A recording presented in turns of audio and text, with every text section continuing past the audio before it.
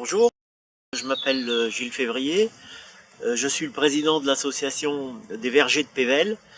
C'est une association qui a pour objectif principal la préservation du patrimoine fruitier de la Pével et du Hainaut. Aujourd'hui, je vais vous parler de la plantation des arbres fruitiers. Alors, quand on va faire une plantation d'arbres fruitiers, nous, notre association, on va préconiser l'utilisation de variétés anciennes. Pourquoi des variétés anciennes?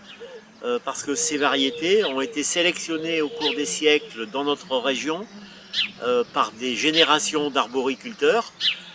Ces arbres sont aujourd'hui exempts de maladies, au moins résistants à la plupart des attaques des maladies qu'on peut connaître sur les arbres fruitiers.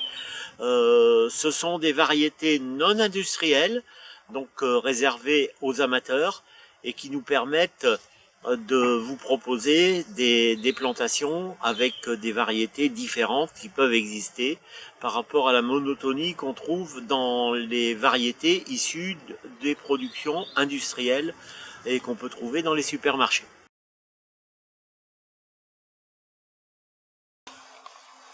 On va voir toutes les étapes de réflexion qu'il faut mener. Alors cette réflexion, on va essayer de vous accompagner pour que vous ne fassiez pas les mauvais choix. La première chose, c'est la période de plantation. Voilà l'arbre qu'on va planter tout à l'heure, le trou est derrière moi.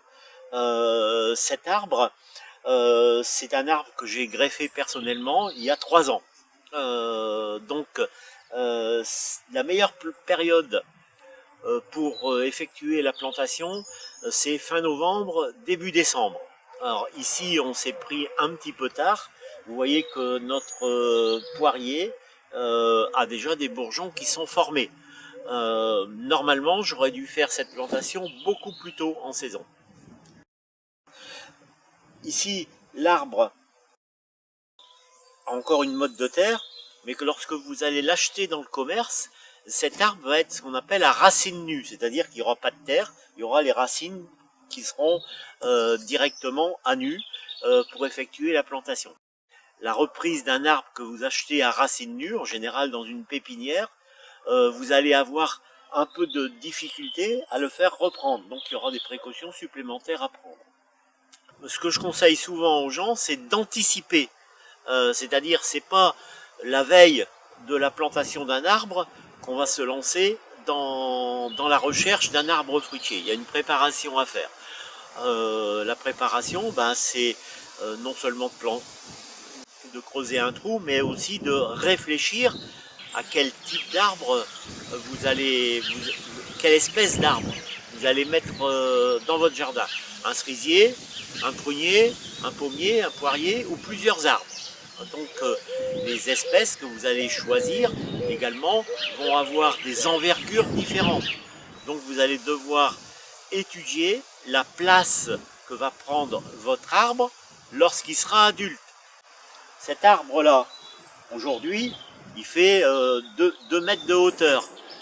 C'est un arbre qui a été greffé sur un porte-greffe faible. Il ne viendra pas plus de 2 à 3 mètres de hauteur. Mais à côté, là, vous voyez des pommiers qui font 7 à 8 mètres de haut. Le fait qu'ils font de cette hauteur-là, ils ont été greffés sur un porte-greffe différent. Un porte-greffe qui est beaucoup plus puissant que celui qui a servi à la greffe de ce poirier.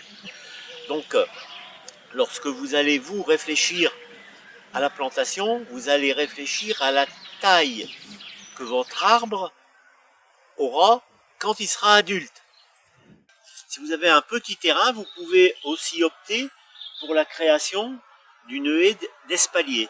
Donc ce sont des arbres qui vont prendre peu de place, en largeur environ 1 mètre, et les distances de plantation entre chaque arbre, c'est entre 1 mètre et 1 mètre 50. Donc sur une haie fruitière comme celle-là, constituée de pommes, de pommiers et de poiriers, on peut récolter, quand les arbres seront à maturité, entre 50 et 100 kg de fruits par an. Donc c'est aussi une option.